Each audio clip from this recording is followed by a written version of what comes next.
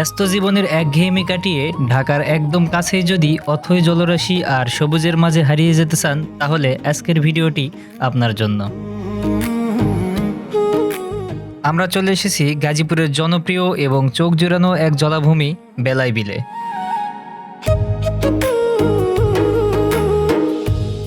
আজ আপনাদের ঘুরে দেখাবো এই বিলের রূপ, সৌন্দর্য এবং জানাবো এর ইতিহাস, এবং আরও জানাবো কিভাবে এই বিলে যাবেন, কত টাকা খরচ হবে এবং কোথায় কোথায় ঘুরে দেখবেন। সব কিছু বিস্তারিত থাকছে আজকের এই ভিডিওতে।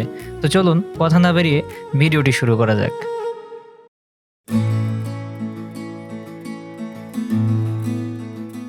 আজ আমরা যাত্রা শুরু করব গাজীপুরের কালিয়াকৈরে অবস্থিত হাইটেক সিটি রেলওয়ে স্টেশন থেকে। এখান থেকে সিরাজগঞ্জ এক্সপ্রেস ট্রেনে চড়ে আমরা চলে যাব জয়দেবপুর রেল স্টেশনে। ব্যক্তিগতভাবে ট্রেন ভ্রমণ আমার কাছে অত্যন্ত প্রিয়, আর তার সাথে যদি হয় বৃষ্টি, তাহলে তো কোনো কথাই নেই। আজকের ভ্রমণটাও ঠিক সেই রকমই ছিল। ট্রেনে উঠতে না উঠতেই একটু পরেই নেমে পড়ল বৃষ্টি, আর এই সৌন্দর্য উপভোগ করতে করতে কখন যে আমরা পৌঁছে গেলাম জয়দেবপুর রেল স্টেশনে বুঝতেই পারলাম না। সুন্দর মুহূর্তগুলো বোধহয় খুব তাড়াতাড়ি হারিয়ে যায়।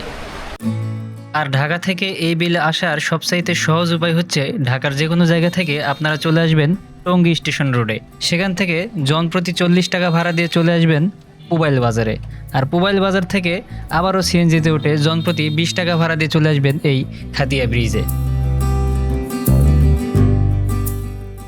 আমরা যেহেতু কালিয়াকৈরের আশেপাশে থাকি, তাই হাইটেক সিটি থেকে জনপ্রতি 45 টাকা ভাড়া দিয়ে আমরা চলে আসলাম জয়দেবপুর রেল স্টেশন। আর এই স্টেশনের রেলগেট থেকেই আমরা একটি সিএনজি নিয়ে জনপ্রতি 30 টাকা ভাড়া দিয়ে আমরা চলে যাব কমন বাজারে। আর কমন বাজার থেকে মাত্র 10 টাকায় অটো ভাড়া দিয়ে আপনারা চলে আসতে পারবেন এই বেলাই বিলে।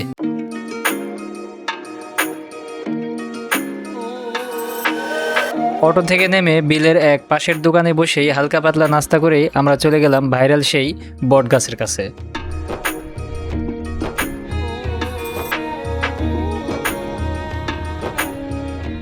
আমরা এখন আছি খতিয়া ব্রিজের ঠিক পাশে, আর যে বিলটা দেখতে পাচ্ছেন বিশাল বড় একটি বিল। এই বিলের নাম হচ্ছে বেলাই বিল। ঠিক ওই পাশ থেকে শুরু করে একবার এই পাশ পর্যন্ত খতিয়া ব্রিজ পার হোক, ওই পাশে আরও একটা বিল আছে বিশাল বড়।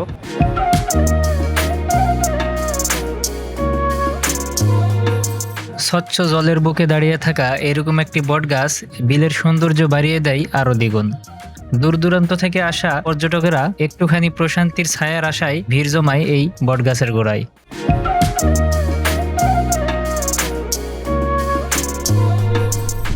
একবার দেখেন, মানে এইরকম একটি জায়গা আর এইরকম একটি ওয়েদার।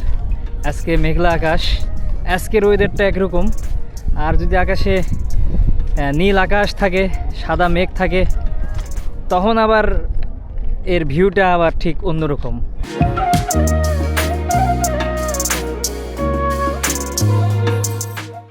সামনে যেই ব্রিজটা দেখতে পাচ্ছেন, এটা হচ্ছে খতিয়া ব্রিজ। এখানে এখন প্রচণ্ড পোলাপান জমা হয়ে গেছে। যদি বিকেল টাইমে এখানে আসেন, তাহলে এই যে রাস্তা দিয়ে আমরা হাঁটতেছি, এই রাস্তা দিয়ে এত সহজে হাঁটা যাবে না, অনেক প্রচুর লোক হয়।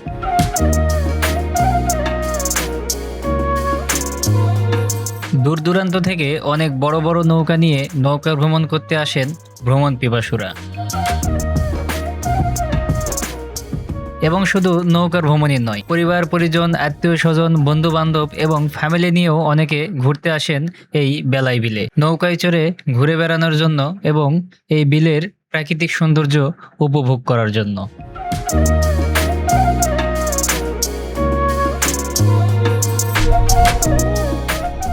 আঙ্কেল, নৌকা এটা ভাড়া কত? যেটাই বসে রয়েছেন আপনারা কিভাবে এটা ভাড়া দেন, এটা একটু বলেন, যাতে মানুষজন এসে মানুষের সুবিধা হয়। এটা ঘন্টা আমরা 700 টাকা। ঘন্টা 700 টাকা রিজার্ভ? হ্যাঁ, যে কজন উঠতে পারে যা আছে 2-4-5 জন। আচ্ছা, আউটলুক লো হইতো না। মনে করেন যে এক ফ্যামিলির লোক না, মনে করেন বন্ধু বান্ধবরা মিলে 15-20 জন যদি আসে চলবো, ভাড়া ওইটাই। আচ্ছা আচ্ছা, মানে সারাদিন লেগে গেলে 6-7 হাজার। সারা দিনের জন্য 6-7 হাজার, 7 হাজার। আর ঘন্টায় 700 টাকা? ঘন্টায় 700 টাকা। ঘন্টায় 700 বেশি হয় না? 700 টাকা দিয়ে যদি 2 ঘন্টা ঘুরে দিতেন তাহলে ভালো হতো। 700 টাকা 1 ঘন্টা তো লস হয়ে যায়। 1 ঘন্টা তেল লাগে 250 টাকা। তাই নাকি? ও আচ্ছা, তাহলে ঠিক আছে। এতক্ষণ যেগুলো দেখলেন ওগুলো বড় নৌকা, আর এখন যেগুলো দেখতে পাচ্ছেন এগুলো হচ্ছে ছোট নৌকা। এখন আমরা জিজ্ঞেস করব ওই আঙ্কেলকে যে তো এই নৌকাগুলোর ভাড়া কত। ওয়ালাইকুম আসসালাম। আসসালামু আলাইকুম আঙ্কেল, কেন ভাড়া কত করে? ভাড়া তো কাকা 300 টাকা করে। 300 টাকা ঘন্টা? তাও ঘন্টা? হ্যাঁ। বলেন কি? ঘন্টা আবার আপনার তো আর তেলে চলে না যে তেলে না চলো তো কাকা, একটা ঘন্টা বাচ্চার নাও বইমো, একটা ঘন্টা আমগো এটা একটা ই করে লইছি, সিরিয়ালের নাও চালাই 300 টাকা ঘন্টা। আবার শুক্রবার একটু বেশি চাই, বিকালে। আজকে তো শুক্রবার। হ্যাঁ, বিকালে একটু বেশি চাই, ওখানে 300। ও, বিকালে কাস্টমারের মানে হ্যাঁ। প্যাসেঞ্জারের চাপ বেশি থাকে। যায় ব্যাকে একটু ঘুরে। আর একবার 1 ঘন্টার জন্য গেলে তো আর 1 ঘন্টায় তো আর অন্য কোনো প্যাসেঞ্জার পাই না না না, আপনাকে খালি এই কারণে 300 টাকা। 300 টাকা। কয়জন উঠতে পারে এটাই? এটা 10-12 জন উঠতে পারে।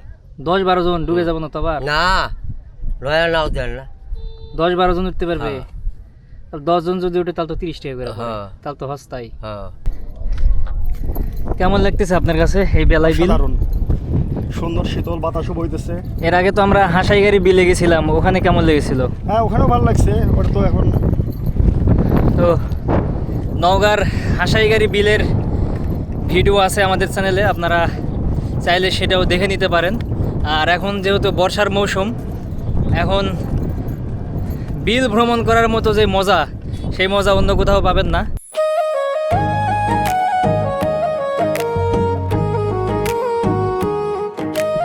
আজ থেকে 400 বছর আগে এই বিলের কোনো অস্তিত্বই ছিল না।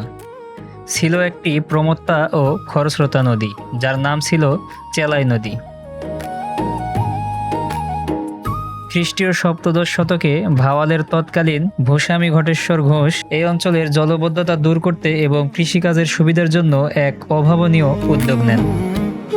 তিনি এই নদীকে কেন্দ্র করে প্রায় 80টি খাল খনন করেন, যার মাধ্যমে চেলাই নদীর মূল জলধারা নিষ্কাশিত হয়ে ধীরে ধীরে এই নদীটি প্রায় 8 বর্গমাইলের এক বিশাল জলাশয়ে রূপ নেয়, যা আজকে আমাদের কাছে বেলাই বিল নামে পরিচিত।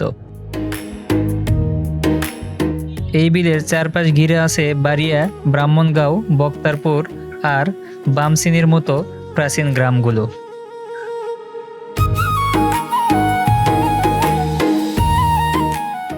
শীতকালে এই পুরো দিগন্ত জুড়ে সোনালী ধান চাষ হলেও বর্ষাকালে এটি বিশাল জলাশয় রূপ নেয়।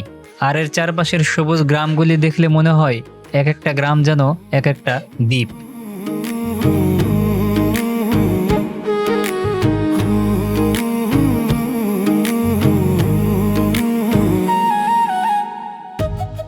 ইতিহাস আর প্রকৃতির এই অপূর্ব রূপ আপনার কেমন লাগলো তা কমেন্ট করে আমাদের অবশ্যই জানাবেন। ভিডিওটি ভালো লাগলে একটি লাইক দিন এবং বন্ধুদের সাথে শেয়ার করুন। আর প্রকৃতির বুকে ইতিহাসের এমন আরও অজানা গল্প দেখতে চ্যানেলটি অবশ্যই সাবস্ক্রাইব করে রাখবেন। দেখা হচ্ছে আগামী পর্বে নতুন কোনো গল্প নিয়ে। ততক্ষণ পর্যন্ত সবাই ভালো থাকুন, সুস্থ থাকুন। আল্লাহ হাফেজ।